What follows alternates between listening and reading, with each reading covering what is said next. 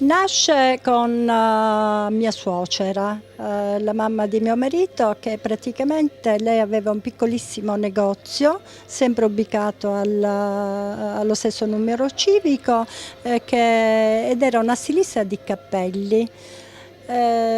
Dopo circa 5-6 anni, mio marito che rientrava dal militare, i genitori hanno ritenuto opportuno lasciargli questo negozio, che lui non voleva all'inizio perché si sentiva oppresso dal lavoro di negoziante.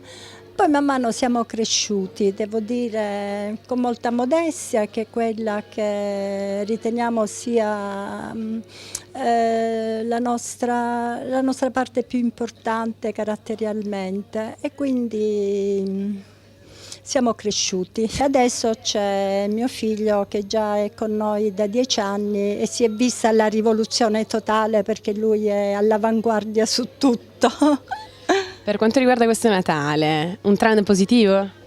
È un Natale difficile, devo dire, non molto facile come gli altri anni, però noi insomma investiamo tanto. Ecco, questo Natale abbiamo investito anche più degli altri anni, proprio per dare sempre la possibilità al cliente di trovare cose nuove, perché abbiamo il piacere che il cliente vuole comprare regali di Natale da noi. Quindi siamo un negozio molto eterogeneo, cioè dalla borsa alla valigia, alla cartella, alla collana, al foulard, per cui siamo contenti di quello che sta accadendo. Il nostro rapporto è un rapporto amichevole. Intanto abbiamo il piacere di avere una clientela medio-alta, ma a qualunque livello la trattiamo sempre alla stessa maniera, con molta semplicità, molta naturalezza e un consiglio molto sincero. Ecco perché i clienti ci premiano e ritornano volentieri.